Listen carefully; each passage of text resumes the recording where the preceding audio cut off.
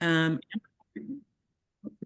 Amber, I'll begin with you, and then Morgan, I want to allow you space as well. But I would just love for you guys to introduce yourselves to the audience. Tell us a little bit about your background and just how your background aligns with the topic that we're discussing today.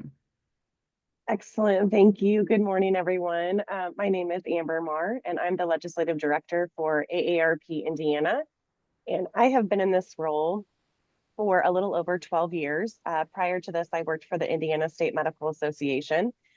For those of you that may not be familiar with AARP, AARP Indiana empowers individuals, specifically Hoosiers 50 plus, to choose how they live as they age. So we really work on anything from livable communities, which includes housing and transportation. We also talk about fraud. We deal with caregiving.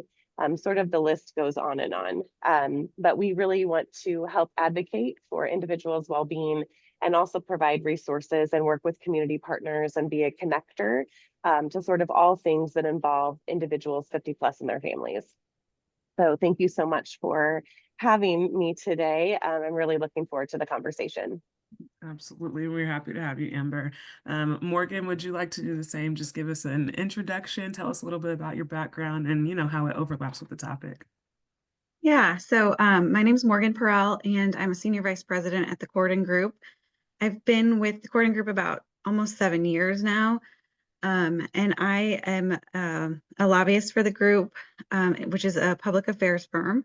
And I have several nonprofit clients that I work with here and engage with them at the State House on a contract basis. Before that, I worked for the House Republican Caucus for Speaker Brian Bosma at the time. I did that, worked for his leadership team for about 12 years before coming here. So, but yeah, I work with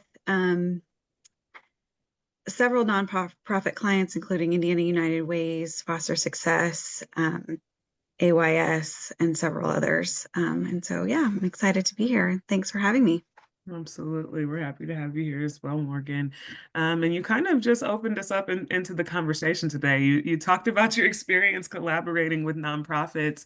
So what, in your opinion, what would you say are the most impactful legislative changes from the latest session that nonprofits should be aware of? Yeah. So Amber and I talked a little bit about this with the call. I'd have to say that, the most impactful piece of legislation this session had to be the budget. You know, you can talk about individual pieces of legislation, but this budget especially, I think is going to be the most impactful, and probably already is. With the financial situation in the state, there was a 5% cut across the board to state agencies, most of them. Sorry, my child is now in the background. No, you're Supposed to be leaving for camp in a minute. Sorry about that. no, Uh, sorry. and then OMB announced just recently that they are requesting state agencies hold another 5% back from their budgets, every state agency. And I think no matter what work you do as a nonprofit, even if you don't rely on state contracts, the fact that state agencies are going to have to hold back essentially 10% of their budgets, that's going to impact state programs. And that means more reliance on nonprofits to fill the gap. So even if you don't rely on state contracts, most of you, I think, do at some level for funding.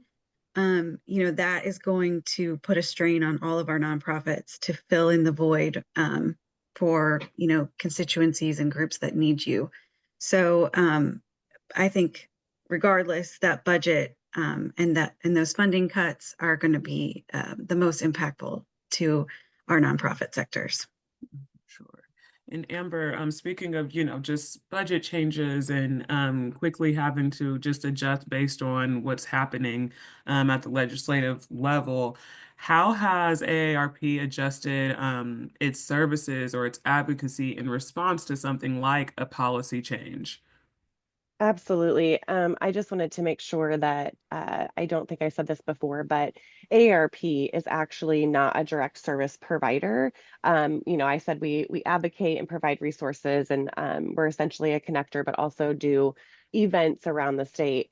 I would say that kind of going off of what Morgan is saying, just something as simple as I just had a meeting yesterday around a piece of legislation that passed. And I think we're concerned about, with the most recent budget changes, will this still, although it takes effect July 1, will there be money to actually sustain the program?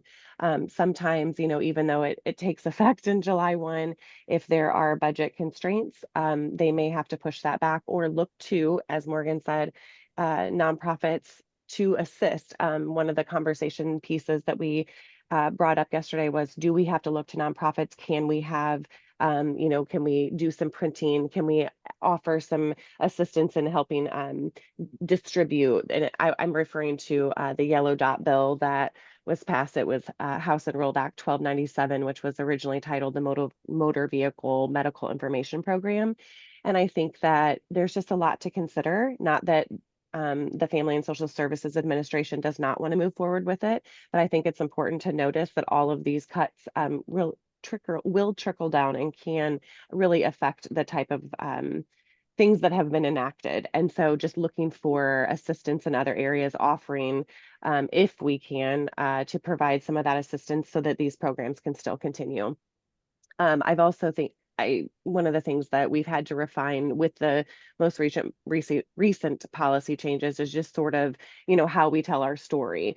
So I think that I've learned over the years that to be effective in advocacy, it isn't just about, having the right words or trying to figure out what to say. It's also sort of the right approach.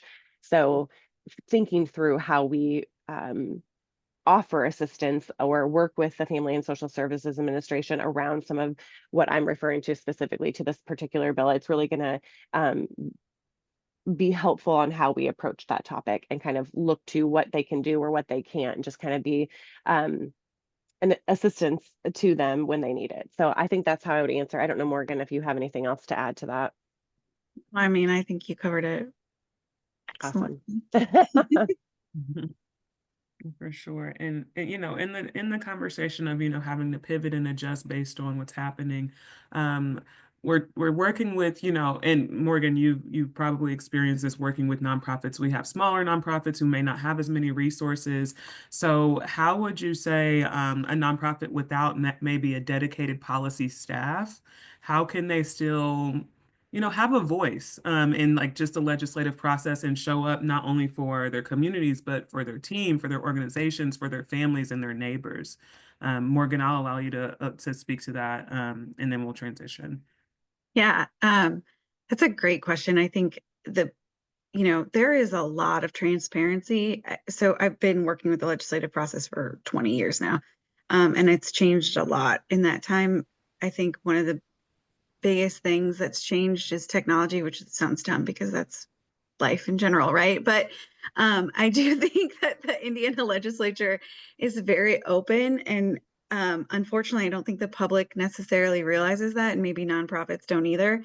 But the Indiana General Assembly website has a ton of information on it, and I think you can watch legislative committee hearings, you can watch session, and you have to have an understanding of the process and an understanding of when things are going to happen in order to really catch it. But, every individual is a constituent, and that includes nonprofits and people who are associated with them, and that has power. So I think it's really important, my experience serving on the inside also helps this a little bit, but, you know, you should always reach out to your elected official and share your opinion as a constituent, because even if you're working for a nonprofit, you should use that situation to build relationships with your elected official and communicate your opinion, because you vote for that member and we are part of a representative government. And I'm not saying that you contact them and be like,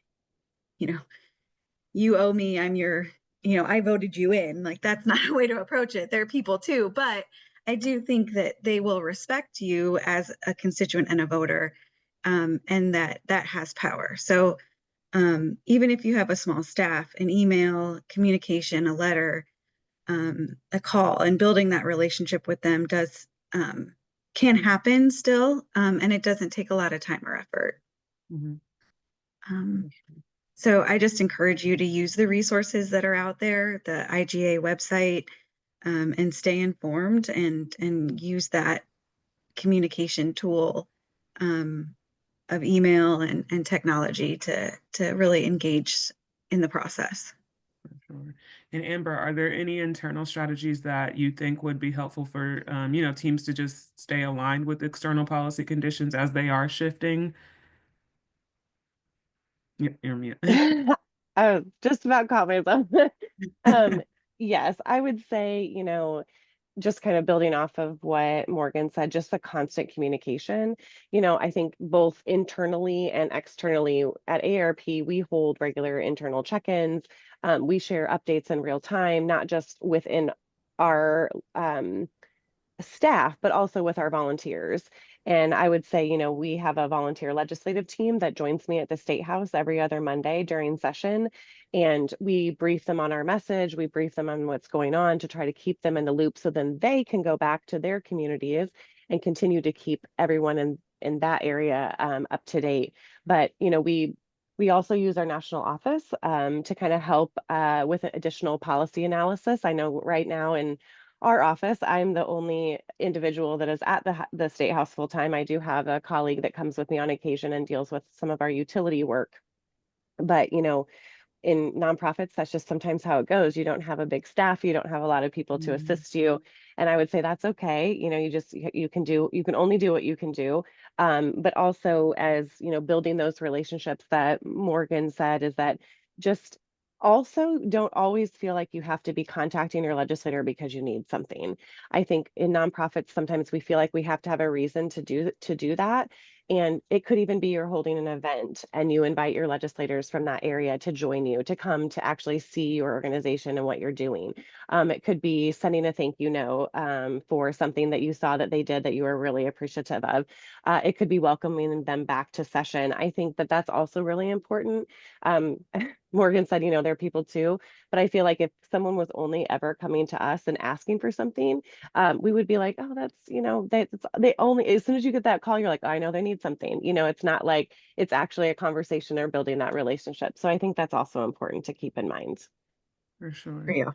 100% with what Amber just said. Absolutely. So, I mean, Amber, you kind of covered what I was going to get into next, just determining when the right time to like speak up is. But I feel like just hearing you guys talk, it's not necessarily a right time. Just, focus on building the relationship and making it not just transactional because your voice Yes. matters. So I appreciate you both for sharing that. I want to shift the focus here a little bit and kind of dive into coalition building. Mm. So Amber, would love to just hear from you. Just what role does coalition building play in successful, successful can be subjective, but let's say successful advocacy efforts, especially for the smaller nonprofits?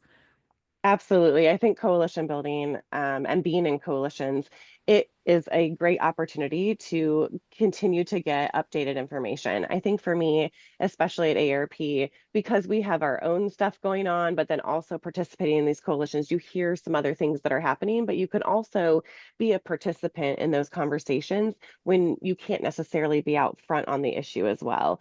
I would say, you really want to make sure that you find organizations that align and that have similar interests as you. With coalitions, I know Morgan and I have sat on many together. Um, there can be a good and bad as well. You just have to be sure that that message is tight. I know that there's a lot that you might be asking again, kind of down the line about messaging and how we are successful in moving something forward. But I think that it's just really important that when you are in those coalitions, that everyone's sort of that surround sound so that there's no confusion as to kind of what's going on. But I would say over the long haul, coalitions can be very helpful, especially with capacity. So when you are working with other partners and in these coalitions. Sometimes they can cover, a committee when you have to testify on something, because as we all know, there can be multiple things happening at once. And if you're only one person, you can't be in every space every time.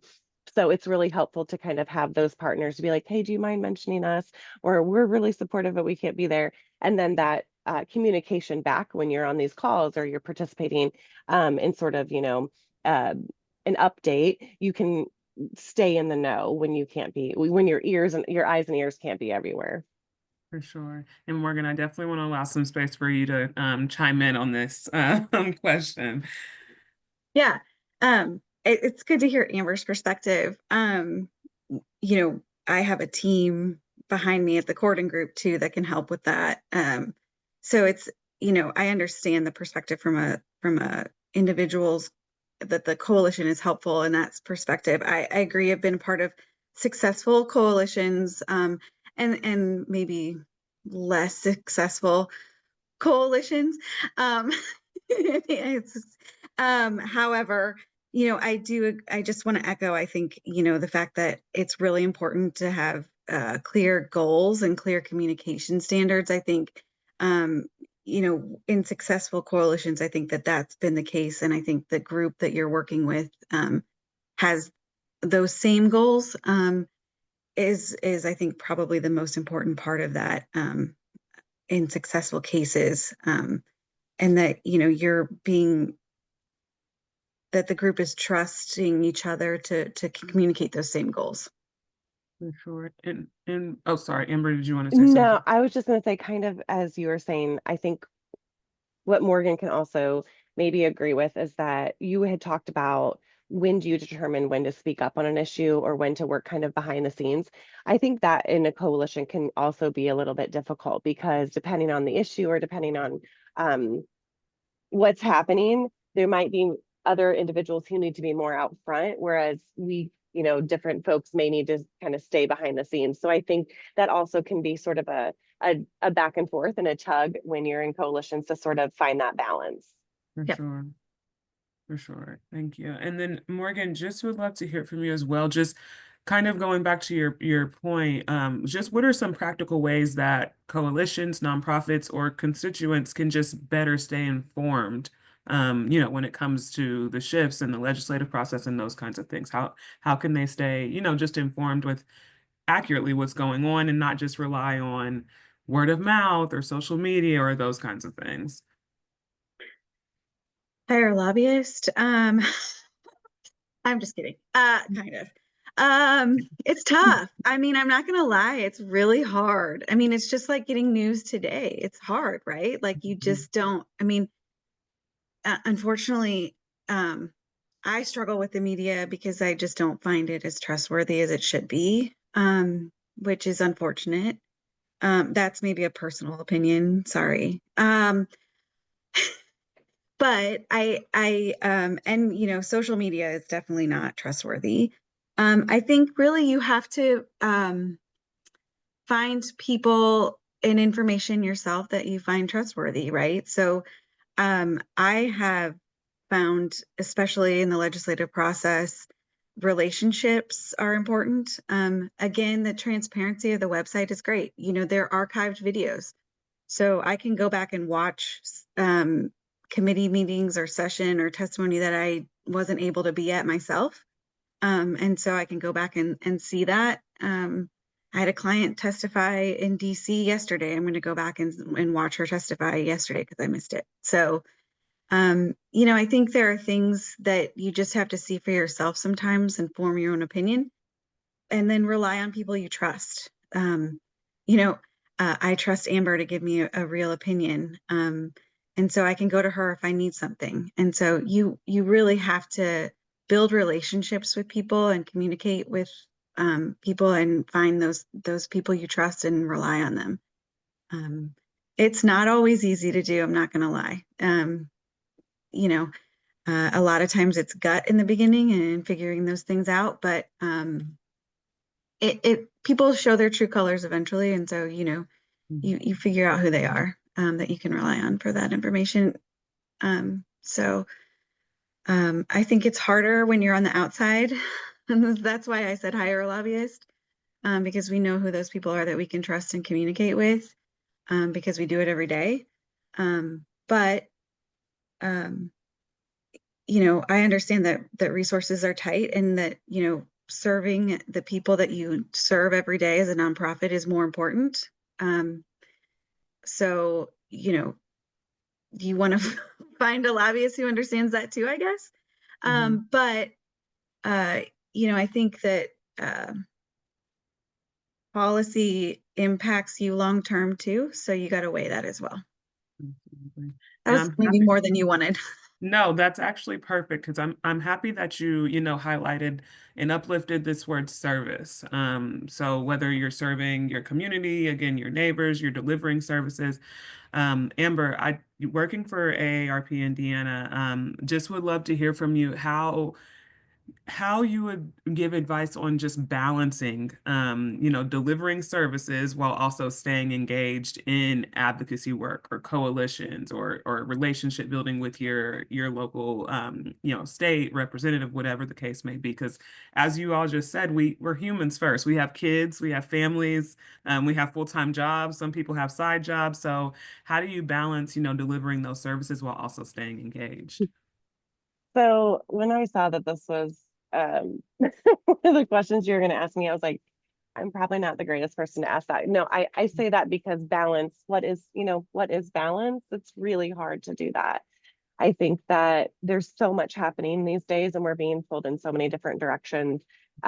Whether it's you're, trying to do what you're doing at your organization and then sort of manage life. It's just, I think it's become a little overwhelming to try to separate, not keep things separate, but just keep things together. But I would say, as far as while AARP again is not a direct service provider, we do outreach work and we also are advocating and doing all of this together. And I would say, quite honestly, from an AARP Indiana perspective, we really believe those two go hand in hand.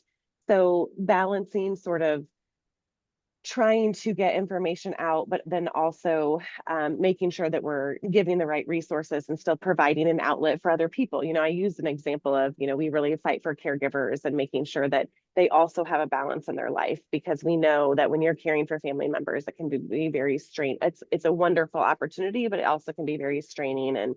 And you also need to have your own self-care when you're caring for a loved one. And so um, we talk about balance even with our volunteers and trying to help them find that.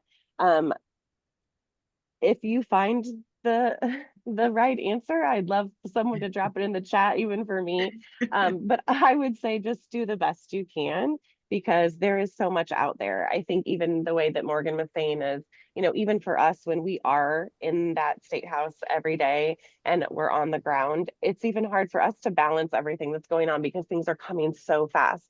So I can understand that the balance can be difficult. But at the end of the day, you have to just be able to tell yourself that if you weren't doing this work, who would be? So I think that that's something that you can just giving yourself some grace sometimes when you feel like you haven't been able to balance it that day.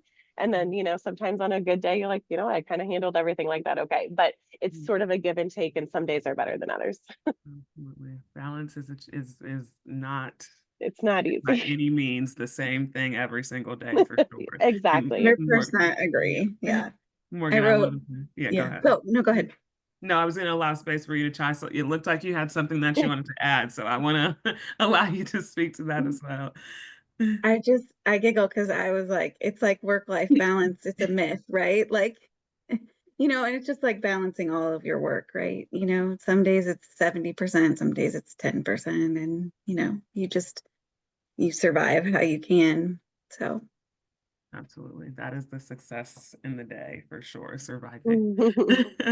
Well, I want to kind of shift the focus again here and just, focus on giving our attendees here some actionable tools to lead with and some insights that, can be helpful for them to take back to their team. So would just love to hear from you both about just how nonprofits can be more proactive instead of reactive when it comes to legislation and regulation. So, Morgan, I'll begin with you, and then Amber, I'll allow you to add in on top of that.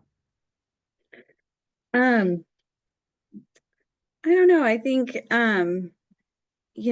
following along in the legislative process, being aware of, I mean, I think we've talked about it as far as being proactive.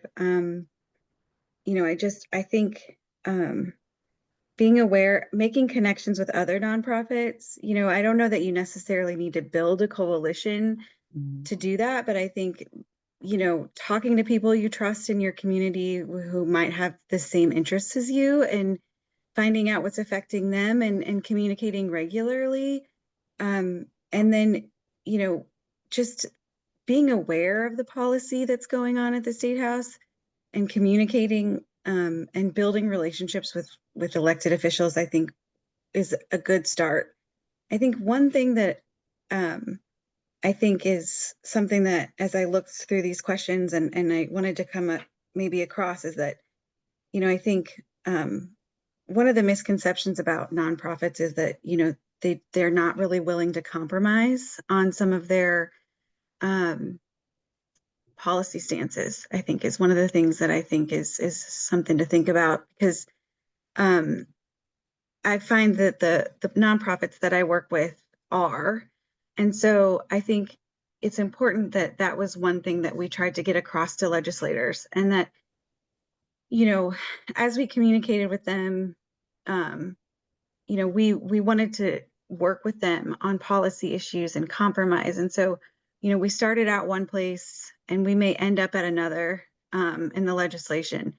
And that didn't mean that we compromised on our core value of or the mission of the nonprofit, but we may had to start one place and end up at another. Um, and we didn't get 100% of what we wanted, right?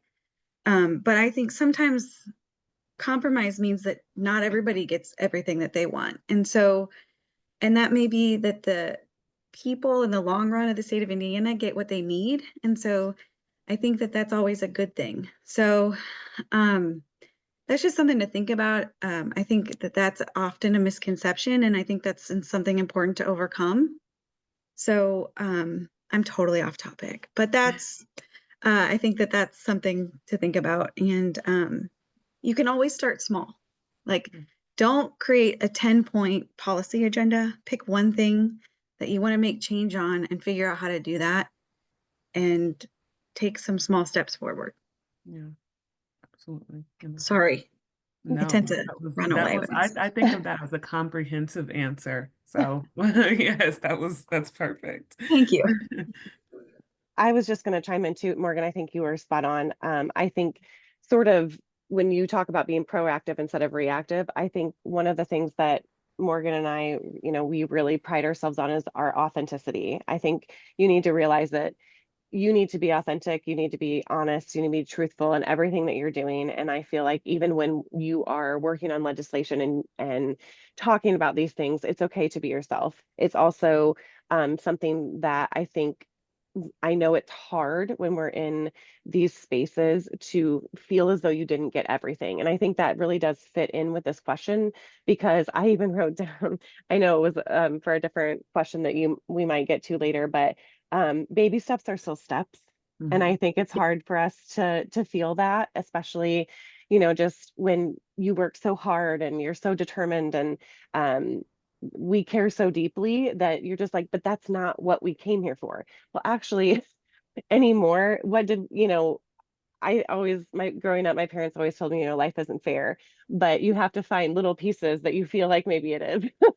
And so I think that it's really important that you find places to advance your initiatives or your goals, um, even knowing that it's not everything you want, because eventually, even if you're allowing that baby step, you're being seen, if you're not at the table, you're on the menu, I think is what a lot of people say. And I think that it's really, I want folks to really kind of come outside of that thought process and understand that everyone, when it is a compromise, it really means that everyone is letting go of something that they wanted. But that's how we make policy. Sometimes it can Yeah. take years to do that, but it's okay that it's incremental. All or nothing is really that. I'm not even sure that was ever a thing in my brain, but I will say it's definitely a thing of the past if it was. because that's just not how policy is made anymore. So I would say just kind of understand that, and you have to be patient and also just sort of realize that that's just anything is better than nothing, in my opinion. And not always. I know that there are certain instances where that may not always fit. But I will say I just wanted to tag along to Morgan's comment because it can be really hard for legislators to bring people to the table if you're just like, no, I then kill the bill, or we have to have all of this, because I just feel like there's so many people involved nowadays that just it can't happen. And to be 100% frank, I don't know, I can't think of right now, I should say, one facet of life that doesn't require compromise. Like Right. I can't think of one. So, absolutely. Thank you guys both for sharing. I would love to hear from you guys just one collaboration or what you would classify as a policy win that just stands out to you as a model that some of our nonprofit neighbors or just any organization should try to follow. And what about that win or that model made it work? So Morgan, I'll begin with you, and then Amber again would just love to hear from you as well. Yeah. I've got a short and a long one. Hit me. Okay. So we'll do banking accounts for minors, foster success. So Representative Campbell had this bill 2 years ago, and she is, so for those of you who don't know, she's a Democrat, and she presented this bill that had been brought to her by a constituent, foster youth who wanted to open a bank account but was under 18, and you can't sign a contract, so you can't open your own bank account. He had to have a cosigner, and unfortunately, his cosigner was his uh, parent, biological parent, and stole money from him. So out of his account as a cosigner.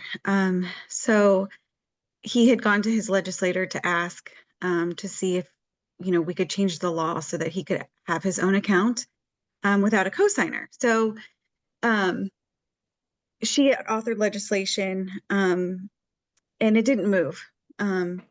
She was the only author on the bill, and it had gone to financial institutions, and for I think political reasons, plus the bankers had some concerns with how the bill was drafted, it didn't move. We were made aware of it in the middle of session, and we talked to her, and I don't know that she'd done a lot of pre-work on the bill, just drafted it and had it authored the way she thought it would work out. So we asked her if we could work on it, and we worked on it in May. We took it to the Bankers Association and said, hey, we know that this isn't like a priority for you, but we would like to see this bill move because we think it's going to have a lot of impact on our minor foster youth and the population that we serve. And they were like, yeah, we'll get to it. So I spent my summer nagging them, because sometimes being a lobbyist means you're an expert nag. It's also in my job title. And so got to know Dax real well, who's the lobbyist for the bankers. Ran into him at events and was like, hey, and he'd like run from me. But Yeah. so finally in November, after nagging him all summer, he had finally done some research and sent me language from another state. And we worked with Campbell to get that redrafted, and got a Republican on the bill who's on the Financial Institutions Committee, which was essential to getting the bill a hearing. Then we nagged the chair, and he heard the bill. Because in all honesty, I mean, who doesn't want to move legislation that supports foster youth getting bank accounts? And we had a pretty compelling story, right? And once we got the bankers on our side, nobody had any issues with the bill, right? So, I think there was just some work that had to be done on the bill ahead of time. And then the bill sailed through session without any issues. We did hit a snag in the Senate, but got it pretty taken care of. And it had nothing really to do with us. It was just I think some issues with the bankers that they had to work out. But we had a really strong Republican co-author, Senator Kyle Walker, who's done some work for us in the past, who was able to navigate that for us. So I think, understanding the process a little bit and how to navigate that through, and Mhm. also, keeping Representative Campbell as the author of the bill um, was important because it was her original bill. And that was important to Maggie, my client. So, we worked with her, but helped her navigate through that process. And it was actually her first bill to go to the governor. Um, and so she was really appreciative and really excited. And so, that also felt really good for us. And the constituent that had gone to her was a graduate of some of the programs of foster success too. Wow. So, all around, it was really great. And we actually, Representative added emancipated youth to the bill too, so it expanded beyond us. And the bankers are able to, and we told the bankers this, hey, this is going to be a boon for your members. It's something that they can tout in the future. And they're doing that now, and we're going to work with them on some outreach. So, really all around, it's a really positive thing for the foster youth and now emancipated youth and for the Bankers Association. So, um, I think there are things like that if you put the work in, and, Mhm. we were able to do it on the front end of things so that during session it was pretty smooth sailing. That doesn't always happen. Ideally, it does. But, I think that that's a pretty good example of when you can kind of work together to move things through the process. So nagging works. I hope everyone took that from, no, I'm just playing. No, but no, that really is a beautiful story. And it seems like it all almost was supposed to happen this way. Like you said, the client, they've been working with foster success before, and it all came together. So I appreciate you for sharing. And Amber, would love to hear from you just a collaboration model or what you would consider a policy win that you think it would be helpful for others to follow as well. I feel like I don't want to go after that. That was such a great example. No, I will give an example of one where we had to defeat a bill. That might be a different perspective. Um, so we this past session, well, for multiple sessions, I feel like for years, we have been fighting what we call supervised loans, and they're kind of a form of payday. And we know that these products can be very detrimental to individuals' financial future. And so this year, there was yet another bill that came forward. We've been successful in keeping this at bay, which thankfully, for year after year, that doesn't always happen because legislators sort of get beaten down about an issue and eventually sometimes they just give in and you have to compromise, right? So we were really worried when this bill popped up and it moved, and it was House Bill 1174, and we were working with many coalition partners, as well as just community partners that may not have also been in our coalition. But I will say, between our volunteer legislative team, members across the state, grassroots efforts, and then also working with our partners as this bill continued to move and pass out of the House. This was a bill that actually the speaker does not normally vote, but he was the one vote that pushed this bill to pass out of the House. And so we were a little bit worried because as it starts to get legs, you get even more concerned because the closer you get to the end of session, in my opinion, the less opportunity you have to get rid of it.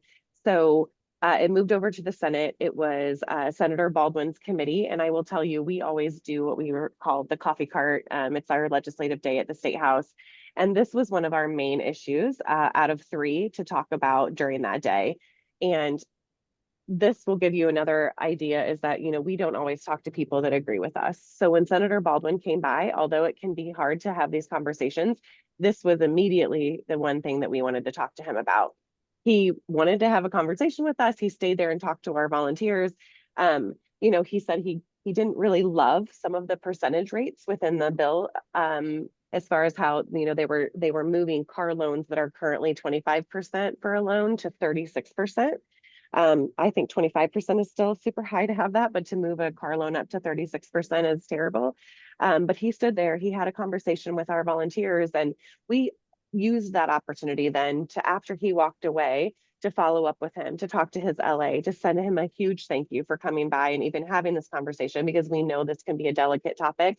And oftentimes we don't always see the same reason why people are putting this bill forward. That there are individuals that firmly believe that Hoosiers need access to money and that this is a way to help them. So we also pivoted and tried to talk about some of the nonprofit loan centers, et cetera. Long story short, he had planned to schedule it. He did schedule it, and then he removed it from the committee calendar. And throughout all of our work, contacting the committee members, working with other influential legislators to tell them what's happening, just so that they knew what was going on, continuing to stay in communication with the author, because we never wanted the author to think that we are doing things without informing him of what we are doing. He was aware we were trying to kill it. We always think that transparency, no matter what, is better than them finding out that we're doing something without communicating. And after the chairman pulled that bill from the calendar, all we had to then do is, I say all we had to do, was then watch any other bill for the remainder of session to make sure it didn't get stuck back in somewhere. And so at the end of session, we were successful one more year in not allowing these loans to be put in law, so that folks would get in a cycle of debt and not be able to pay back their loans. So we were very excited, but this came from just making sure that communication, messaging, staying, persistent, and working with the authors and the chairman. It's just really important. So you have to remember, although these conversations are difficult, talking to people that don't agree with you or that are on the bill is always better than not. So I think that just shows a lot. And each partner played to their own strengths. So they worked with their audience, we worked with our audience, all together. This was like this big surround sound of why this is not a good idea. So I think that would have been my example of maybe how this could be a model for other people to kind of figure out how to manage trying to kill a bill.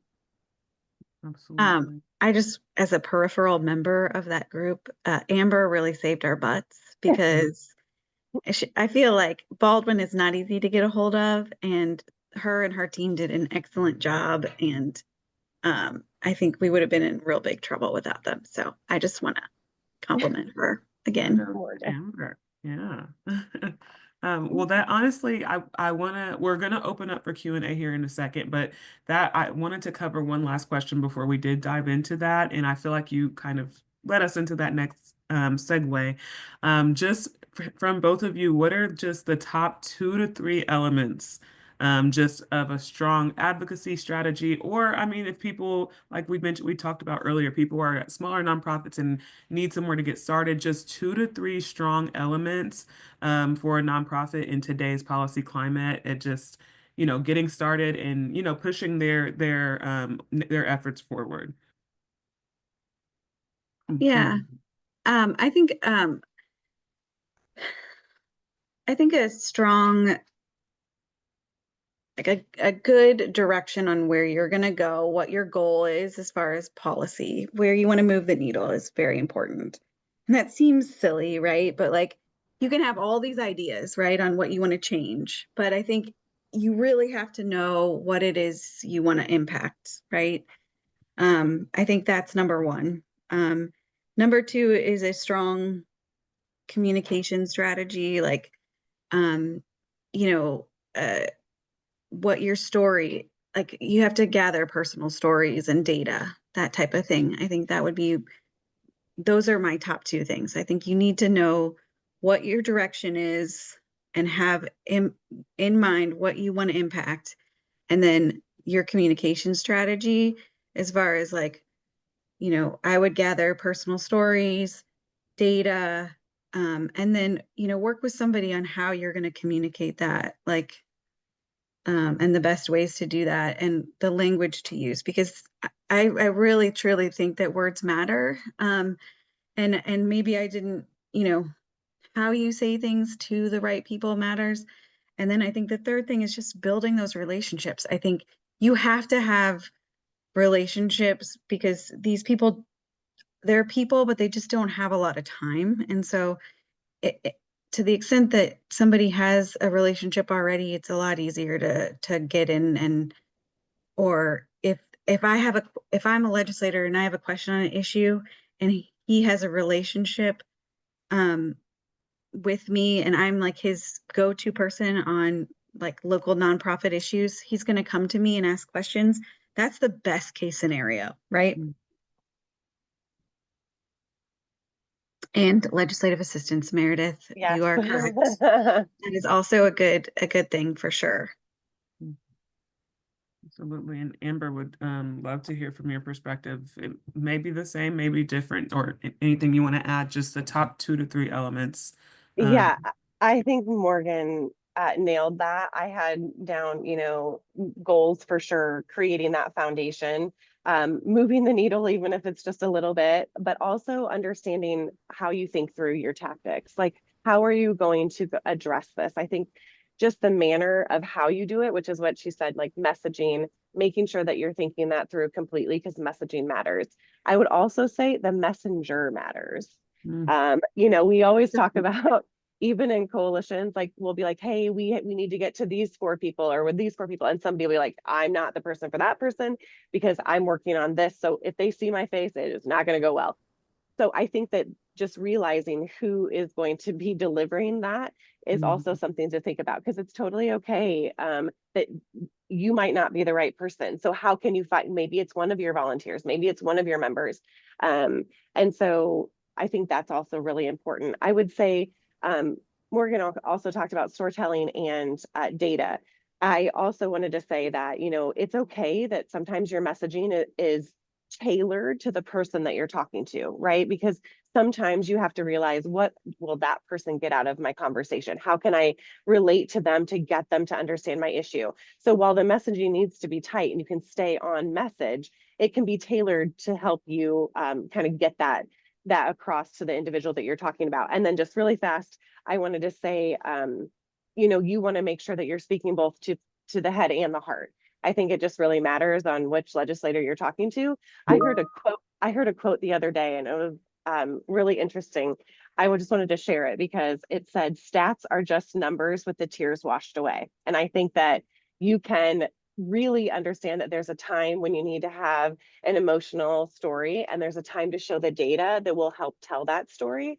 So I just wanted to say that because Morgan talked about both, and I loved it because it's both they go hand in hand, but it's really important that you figure out how to use both of them. So I just wanted to say that really quick. So thank you. I agree 100%. And there are legislators that I would go in with numbers, and there are legislators that I would go in with a story, Yep. or both. And I do think, you'll never see me testify in front of a committee.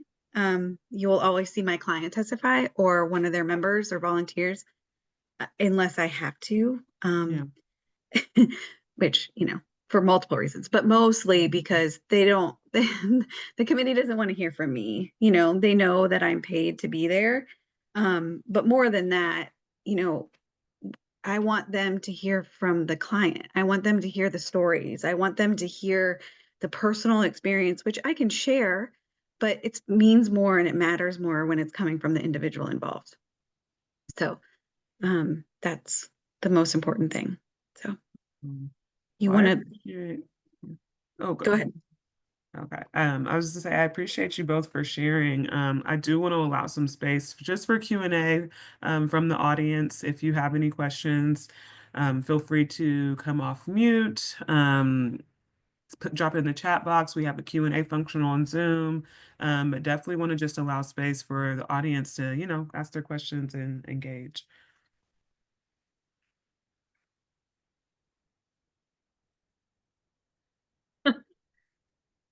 Have we scared everybody away? I think we have. Come on, guys. I'm excited. I know. You have to have something for us. I Anything. know. I know Crystal has something. Well, just for the opportunity to say, hi, Morgan, it's good to see Yeah, you. good to see you too. Well, I mean, I feel like you answered so many things, but I'm working with I just launched a consulting practice, and I'm working with a client who's building a foundation for an advocacy program. And the thing that's interesting about them is that they're actually a funder. So they fund women and girls projects, they have an agenda, you know, if they have areas that they focus on, they have a bunch of research, but just trying to figure out how to get them connected statewide. But I feel like you covered it. I think one of the things I've been encouraged them is, you know, maybe you just pick one impact area to focus on with advocacy and to focus on with your funding and make that, you know, your focus area. But I guess the biggest thing for them is like, how do you build coalitions across the state and make sure you're using your time well? And then can you stay disciplined to focus on just one topic? So I don't know. There's no question in there, but Yeah, you can react to it if you want to. it's difficult, I think, Yeah. but I think, just reminding them the benefit of seeing those steps forward, and then just, sticking to one thing and seeing the movement, I think is beneficial. So Thank you. If I keep could up come the up good with a better work. question, I would. Thanks, Morgan. Amber, did Nice you to want see to add you. something? I was just going to say, I know that I've already mentioned this a million times, but I think even when you are building coalitions, continue to think that it takes a village. So don't just think about people in the space that you're working in. Try to think about other partners that could add something totally different to what you're and trying to get them engaged to really help move that needle. I think that, we all kind of get in our own heads about like, oh, well, it's if we're only in the space where everybody's agreeing, then we can continue to move that message forward. But I will tell you that it's so important to really look for unusual partners that can really be out there and helping you do that, to join the cause, and they might have a different piece to the puzzle that can really fit together. So that would be the only other thing I would offer. Yeah, that's really smart. I think one of the things that we had as a question was like, um, when policy changes create uncertainty, what steps can Oh yeah. organizations take to stay mission focused but remain flexible? And I think, one of the things that I thought of was like, you have to be creative, right? You have to think Yep. outside the box. And I think one of the things, that we talked about already, but was like, you know, surrounding yourself, um, and talking to people in your network and having those relationships. But, one of my favorite things to look for in a leader, is people who surround themselves with people who are very different from them, and have different opinions and views. I think the same thing can go to coalitions, just like what you were talking about, Amber. So like, you know, I really appreciate leaders, and I want to be a leader who surrounds myself with people who have different opinions. So like, um, and people who aren't going to just say yes, right? So it really helps when you're brainstorming and trying to think of creative ideas if you have people around you that are very different from you, who can think up different ideas. So I think that that's a really helpful thing, and especially when you're brainstorming to think of new ideas. Cool. It looks like we have a question in the chat from Stephanie. What is the best way to get started in identifying legislators who may be friendly to our cause, or the best way to approach them or interact with them? For example, an event or something else. Let's see. Yeah. You can, You yeah. want Do you want to to go, go? Morgan? Yeah, I that's was I was just going to say one of the things that we do for our volunteer legislative team, is we actually research the legislators. They have bios on their website. And I would say, I know that you don't have all of this time to go through all 150 legislators to figure out what they're doing, what their jobs are, what their family does. But I think sometimes you can find within coalitions, you can find those friendly partners that might already have this information. And so I would look at, start first with the legislators in your area, maybe look at their background, figure out what they're interested in, what boards they sit on. Whenever we're going into an issue and going over to the State House to talk to legislators, I make our our volunteers read the bios that we have. We have a big binder, and we go to all the legislators that they're about to talk to that day to try to see where that connection can be. Where do you have something in common? Are they familiar with what you do? Just like those little things that you can introduce yourself and just kind of get that lay of the land before you jump into your issues, but just kind of sort of again laying that relationship line. But I think that knowing their background will be very helpful. Morgan, I wanted to make sure you had time to say something too. Yeah, I think definitely that. Also, if you have like a piece of legislation that you are like very supportive of or you hate, you can look up the vote and then start there too with the members who either voted for it or against it, and then look at those legislators and then look at their bios. Again, all of this is on the legislative website, which is iga.in.gov. Again, it's a little tricky, but if you spend some time there, you can really figure things out. And like for my clients, I do like an overview and I have screenshots with it all laid out. And yeah, yeah. Thank you, Impact Team. Yes. Okay. Noted. That is a very helpful resource. But since we're at time, I want to make sure I give recognition. If we could give just a virtual round of applause to our panelists, Amber and Morgan. This has been a great conversation. I can't just express it enough. A lot of, I believe Meredith said in the chat as well. This has been fantastic. As someone who is not as familiar just like with policy or the legislative process or anything, I feel like I've even been able to have some takeaways, and I feel a little bit more informed. Now, I do need to go do some research. I'm not a pro quite yet, but you guys, it just has been very organic and digestible. So I really appreciate you guys being here. Appreciate our audience, the questions in the chat, the